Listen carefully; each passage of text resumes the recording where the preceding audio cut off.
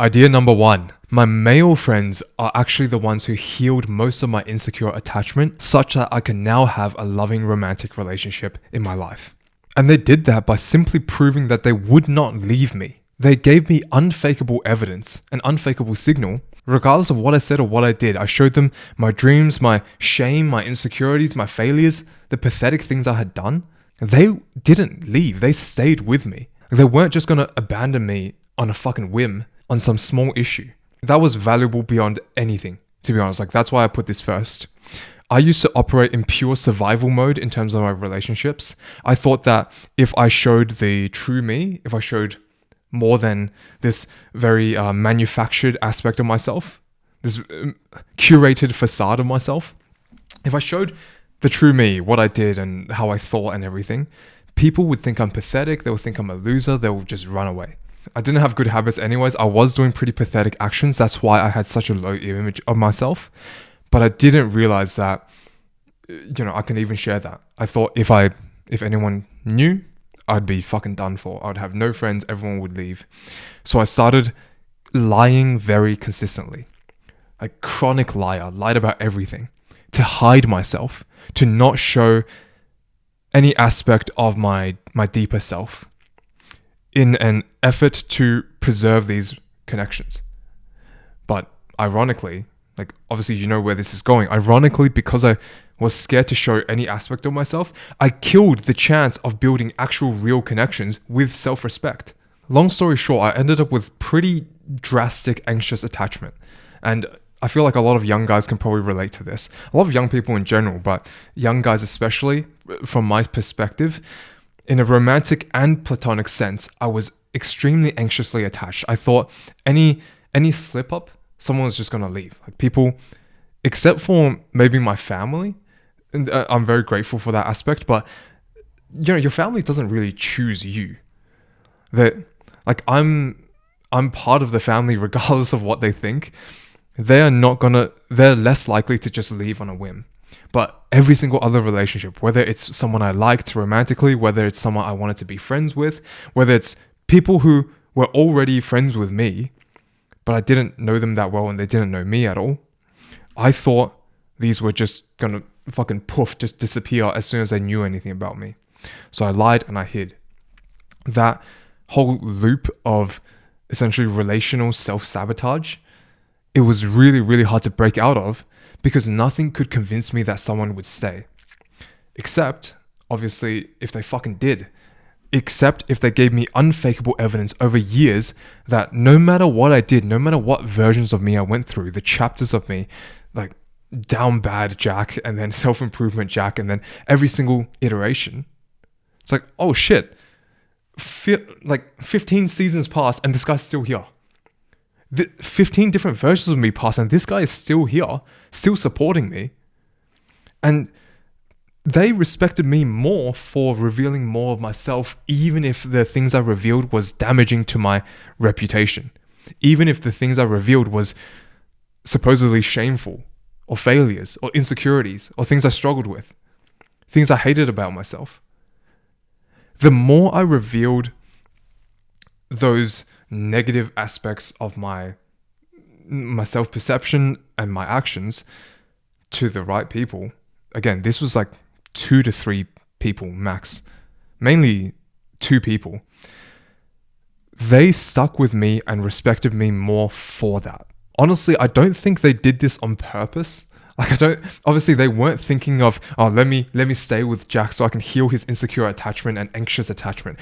Like, fuck no, they were not thinking about that at all. So in a way, it's almost by accident. But regardless, the fact is that the more I revealed, the more their respect for me grew. And it proved to me that connections deepened, or at least connections could deepen when you show more and not less. That helped me build the courage to actually express my authentic self, bit of an overused word, but actually express more of myself without fear of losing all my connections, without fear of damaging the real good relationships. Because it was the first time in my life where I had evidence that a non-family connection could stay with me through thick and thin. That a non-family connection who didn't have to stay here would choose to stay with me. That was my biggest problem. I couldn't, like, knowing what I knew about myself at the time, feeling so pathetic, I couldn't imagine anyone choosing to stay with me if they knew the whole truth.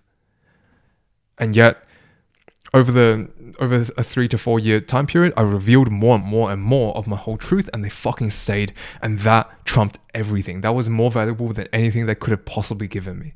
That was, like, there's a few more things to go over here, obviously, which were so valuable, but that was the start of all of this. Well, the start of me being able to own myself and to be able to connect to people, express more of me.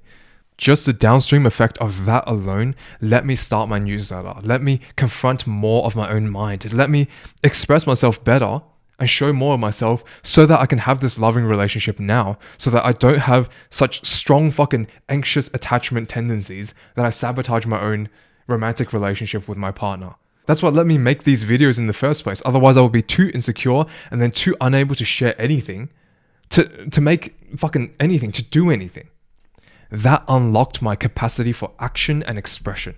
And most of the time, people don't talk about attachment theory and attachment issues, like insecure attachment, in the context of platonic friendships. But for me, in my life at least, and if you're anything like me, my male friends proved that they could heal a majority of my insecure attachment to prepare me for everything that came in my life later. Of course, there's still some aspects that cannot be resolved or replicated outside of a romantic relationship, because that's really what attachment theory is focused on. I still had to heal a lot with my partner, and she helped me like work through so many things that obviously the guys couldn't provide to me. Right? That's why there's a difference in these types of relationships. No shit. But the extent that they got me was just way further than I could have ever imagined. They gave me the foundation and confidence to do everything moving forward regarding connections. Idea number 2, good friends become your witnesses. Having a witness in life makes basically everything more meaningful. They can see the full trajectory of your life, your decisions, your path. They see the fucking ups and downs, the good and the bad, everything that you've done so far, how far you've actually come, because they were there the whole time. This obviously builds off that first point as well. The longer they're there, the better they act as a reference point for you. So you're not just, how would I say this? You're not just traveling through life as a sole perspective. You have a witness, you have a reference point, you have someone to correct you when you're going off track, someone to recognize your progress when it is made, someone who can ground you and just show you really what you've done, what you've accomplished, where you have been, and who you're becoming. Your friends are your witnesses, and they have so much more context of your life than basically everyone else. That you know that they fucking see you. And that's essentially a fundamental human desire, to be seen and understood. We want to be seen. We want to be acknowledged as, like, we were here. Someone fucking perceived me. You know, and guys especially, again, this is a generalization, it's a simplification. From my perspective, especially if you're similar to me at all, we function best if someone is perceiving us, if someone is watching us, if there is a witness to... I know it sounds a bit vain, but I want people to see me working hard. I want people to see me doing good. I want people to see me, especially people that I respect, right? People that I love and respect. These are my witnesses that push me to be better, because I want to show them the best version of me. I want to show these incredible guys around me that I can step up to the challenge, that I can be a good, compassionate leader, that I can be a strong and kind and loving individual, that I will take the courageous steps. Like, it's like having a gym partner training next to you the whole time. You don't have to... This can go good or bad, but having someone there lets you push yourself further, and it is more fun at the same time. That's what they do for you. Specifically as well, your friends are not passive bystanders in that sense of being a witness. They're not passive. They're not passively watching you from the outside. They are active participants in the same fight and witnesses alongside you in the trenches with you. Male friends especially, they are witnessing your journey and growth, and evolution from the closest possible perspective next to you as a brother in arms, rather than, even more so than family or romantic partners, like a girlfriend or wife or fiance or whatever.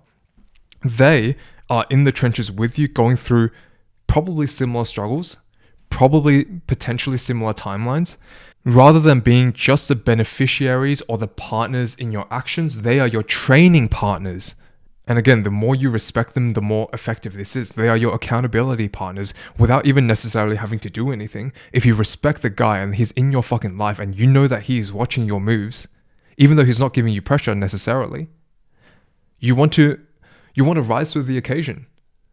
Like, your friends, good friends, should have dreams for you that are bigger than your own. Right? This is an Alex Hormozy line. They should have bigger dreams for you than you have for yourself. They should expect the highest of you because they believe in your capacity. They believe in your abilities. They really fucking like you and want you to win big. When you're rolling with people like this in your life, it's like a belief and confidence boost, but it's also a form of pressure and accountability at the same time, passively and gently and lovingly. It is pressure out of belief. It's like a good coach by your side all the time, someone that you want to get, respect, and impress. We can remove most sins if we have a witness standing by as we are about to go wrong. The soul should have someone it can respect, by whose example it can make its inner sanctum more inviolable. Happy is a person who can improve others, not only when present, but even when in their thoughts. To me, our good friends are those witnesses. The soul needs someone that it can respect and want to show the best version of itself to. It is like impressing someone, but in the most positive way possible. You've chosen this friend, you get to choose what you deem as valuable, and then you want to show that best version of you to them. Idea number 3, friends can be your satellite curators. I just came up with this phrase myself, so I'll just explain what it means. Your friends can give you insights in areas that you may not have chosen for yourself at this point in time. They can, basically, algorithms and social media and recommendations, they can feed you things that, number 1, you already like, and number 2, are likely to therefore follow on and click on or might be interested in. So the algorithms are recommending things that are within your bubble of familiarity and existing value, or you've shown existing interest towards. That's what algorithms do, and they do it fucking really well. However, that can create either echo chambers or limitations in your scope, right? Algorithm doesn't want to recommend you fucking irrelevant things that don't really, might not spark your interest, might not hook your engagement. There's no real reason for them to do that. Once in a while, algorithms will drop some random golden gem in your, like golden nugget in your recommendations, but it's rare. It is not consistent enough at doing that. They cannot recommend what you don't already value right now. Algorithms can't predict that yet, so far at least. But your friends can. And it's not that they are predicting what you will value in the future. It's just that your friends are probably, if these are good friends in your tribe, your friends are probably similar enough in your core direction and in your general life traits, but they are different enough in the specific path and experiences that they have. They're different enough in the particulars, in the details. So then they're going to encounter different obstacles, different treasures, different struggles and insecurities, and different specific goals, even if they have the same general goal. So they're not that different, but they're different enough. Therefore, your friends can be your satellite curators, where they recommend things from very left field for you, but because they're still similar enough to you, it can still be useful in your life. It still might be useful in maybe a past situation for you, or maybe a future situation that you're going to need in the near future. I've called this like the Goldilocks zone of recommendations, where it is the perfect balance of foreignness and relevance. That's what friends can do for you.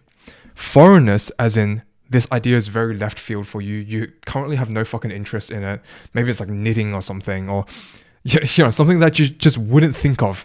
You would not have pursued this on your own, and your algorithm wouldn't have known to feed it to you yet. Pretty foreign. But it is still relevant because by nature, your friends are not that dissimilar to you. They are not that far away from your circumstances or your like values. It still can be relevant to your life. So this ends up in this very unique zone where they become curators, satellite curators, that can boost your life in ways you would never have expected as well. And finally, idea number 4, this one leads directly on from the last one. Your friends can buy back your time through sacred compression. And again, I just made up that term, so I'll explain what it means. My current friendship circle, like I call these boys, I call them my tribe.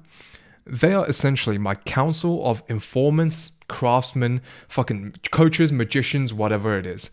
They're each masters of their own varied domains. Like some people are into running, some people are into bodybuilding, some people are deep into AI, someone's like, engineers, fucking artists, everything in between, salespeople, whatever it is, everyone's gone down their own rabbit holes. And obviously this is my close circle. So these are guys who I think share generally the same values as me, but have pursued different individual crafts and masteries. So obviously building from the previous idea, each person is always researching something completely different from the other person with a disproportionate level of time and energy investment. That it would be impossible for each of us to do all of these things at once because we only have fucking 24 hours a day. And the key is what I call sacred compression, is that they pass on the greatest hits from their research. They give us, and we exchange, it's an information exchange of the most compressed, most information dense, high ROI value pieces of golden nuggets. Right? After 10 hours of fucking research into AI, we can give the other person just like a golden nugget summary of the things that I think would be most beneficial to the other person. Or one of our friends is a bodybuilder and he's really, really deep into that and like physical training. He can give us summaries from his 10 years of experience or whatever it might be. This is what Alex Hormozy calls like buying back time. So the only way to progress human knowledge and move faster in the world is to essentially compress information and buy back time that you would have otherwise spent learning the same lessons. So instead of me having to manually go learn the lessons, which we've already established is kind of fucking impossible or really not worth your time, we just buy that over. Normally by, if you watch a course, that's the same shit. If you watch this video, you're buying back time because it's a compression and condensation of information. Your friends can just do that for you all the time. And your friends can do that, building on the previous point, your friends can do that for you in aspects that you never even considered or in things that you would not have researched yourself. So they can just bring over the most valuable aspects to enhance your life. It's like collecting the fucking infinity stones. You didn't have to build them yourself. You didn't even have to find them yourself. Your friends just bring them over because they spent like 10 years doing that thing. Time is the only truly non-renewable resource in our lives, and anything that buys you back time, anything that shortens the time span needed to get results that you want, that's fucking incredibly valuable. That's like priceless. And your friends can do that for you all the time in so many aspects of life that you would never have considered. So that's the video. It was a bit of a rant, so I hope it made sense. I do want to do individual expansions on each of these topics separately because some of them were just so valuable to me and I have so many thoughts left on it as well. But generally, good friends can change the trajectory of your life. Build those connections as soon as possible in your own life. And one of the easiest ways to do so or to start doing that is just try to become the friend that you always wanted in your life in the first place. Try to become yourself the friend that your younger self would have wanted 5 years ago, would have benefited from so much 2 years ago. Be that man. Everything gets fucking easier from there. So do the respectable thing. Leave nothing unsaid. I'll see you very soon.